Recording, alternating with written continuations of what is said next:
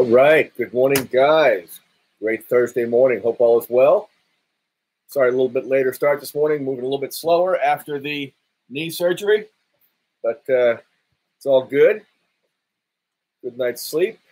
Everything's up and running. Everything went well. No complications, no problems, no issues. So gotta love that. Live on Facebook, live on YouTube. Awesome. Everything's good.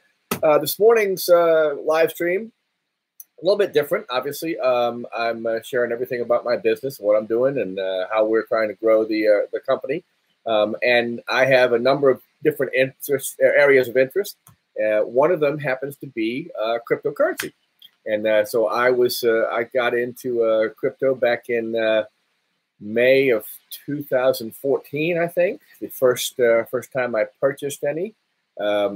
Actually used buy local Bitcoins I found, and had a guy come over to my office and sold me some Bitcoins right there. So I started buying Bitcoin back then between $200 and $300 a piece. I don't know if you keep track of it or if you have any idea, but it's been as high as $20,000 each, and it's right now trading. It's on the way back up. Had a little bit of a dip, and it's on the way back up to about 7,500, I think, at the moment. But there are quite a lot of exciting things going on in this particular space. I did very, very well in 2017 in crypto, and at the tail end of 2017, when things were just blowing up, got a little off track on a few things. I decided to take some of my gains and flip them over and do some different things with them. I knew so little about cryptocurrency when I first started that I didn't know what a fork was, a hard fork, a soft fork, any of that stuff.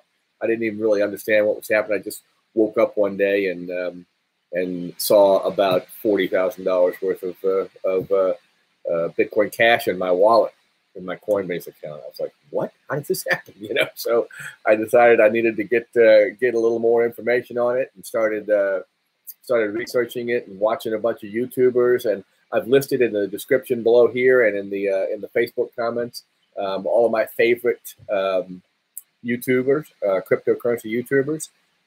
I've got probably not all of my favorites, but at least the top few.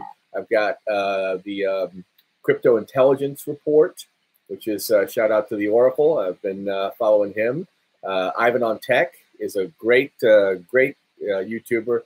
Very technical, and got a lot of technical analysis. As a matter of fact, I even signed up for his course. I have a project I've been working on for about 3-4 years now, and I want to learn how to code on the Ethereum platform, ERC20 tokens and whatnot, which may or may not make any sense to any of you. But I want to learn how to code, so not necessarily so that I can hire myself out as writing code, but so that when people I hire write the code, I can look at it and kind of understand it a little bit. So I signed up for his class. Got a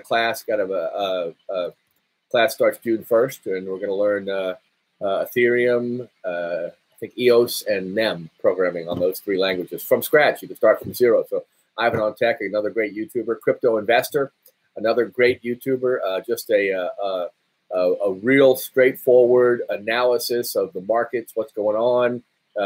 His thoughts and comments. Obviously, none of these guys, and myself included, are giving you financial advice. Apparently, you have to say that every time you mention something financial. So and none of this is financial advice. Take it with a grain of salt and do your own research. Also, I have Learn Crypto, A.K.A. the Professor. Another really just straightforward analysis and whatnot. Boxmining, Michael. I love Michael and his content.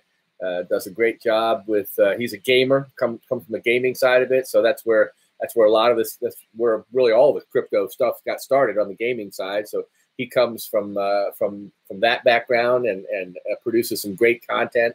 And then CryptoGemz, one of the fine ladies of crypto. Love her content. Enjoy watching her videos. And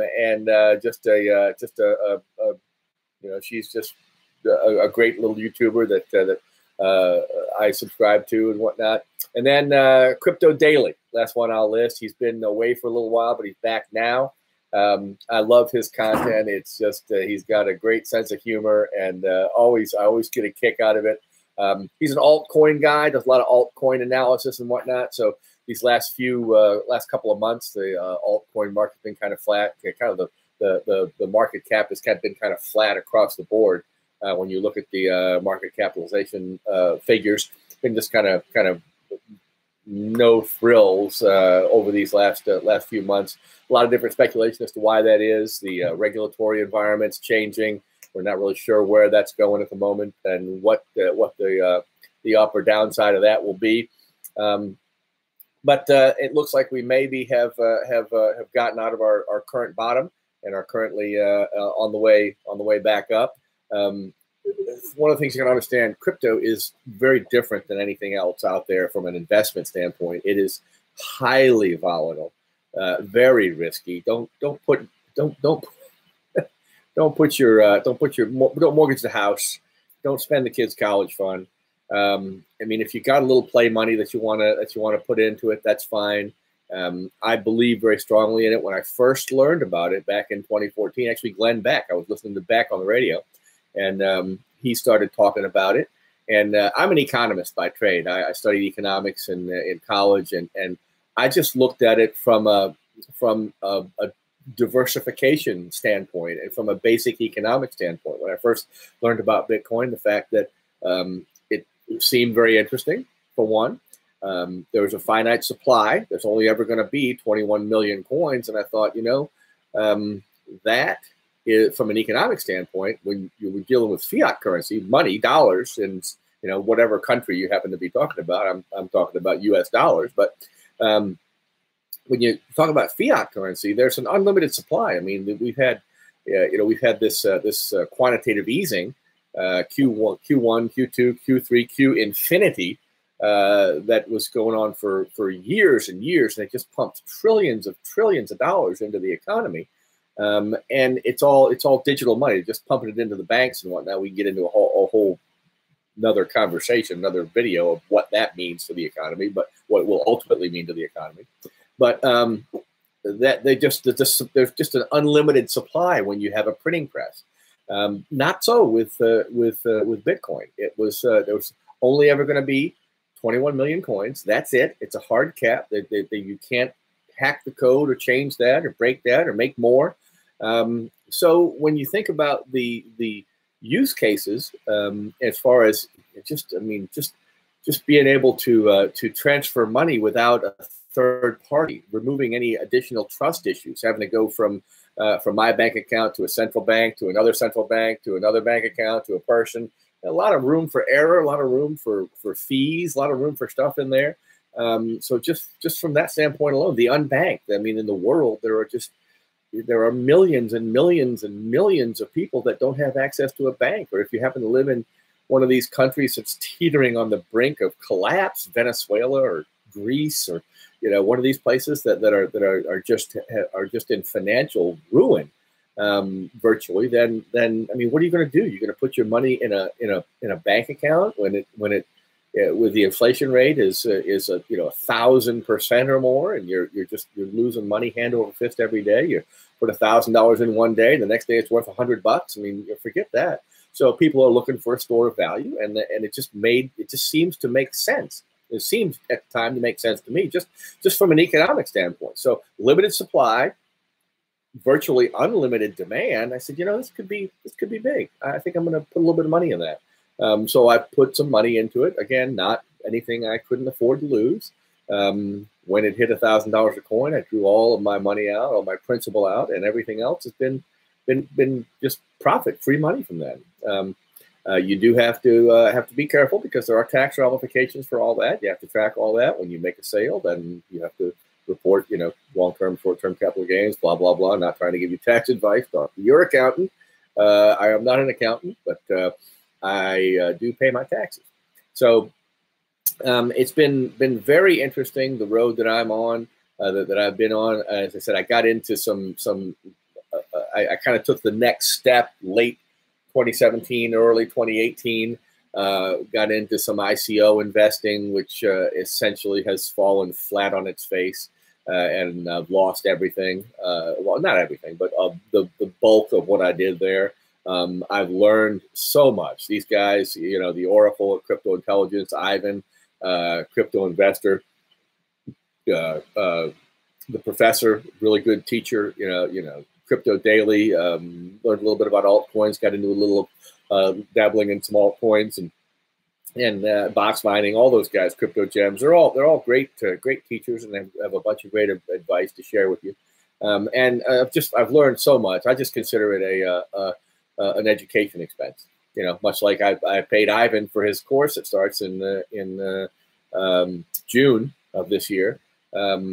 And you know, that's just an investment expense. That's me furthering my education, and I look at the losses that I suffered as an education in crypto. But you know, no big deal. As I said, I'm playing with free money, so it doesn't really affect me that much. If you're in a situation where you've got investments and you're just obsessed with them, you have to look at them every day. You're worried about it. You're concerned about it. You're always looking at the charts, always looking at the number, the balance. Where am I at today? Where am I at today? What's going on tonight? You know, because crypto runs 24/7. If you're that concerned and that worried about it, you probably got too much invested in it. I look at the charts frequently, and just because I'm just curious. I always want to learn more. I want to learn something new about it. So I look at them a lot just from a technical analysis, kind of see where the market's going and what's going on there.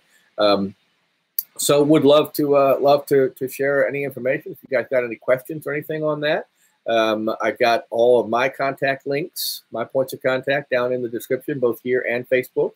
I have also all of the links to the YouTube channels that we talked about, Crypto Intelligence and the Oracle, Ivan on Tech, Crypto Investor, the Professor, A.K.A. Learn Crypto, A.K.A. the Professor, Boxmining, CryptoGemz, and Crypto Daily. I've got those links down there, both on the Facebook and the YouTube side.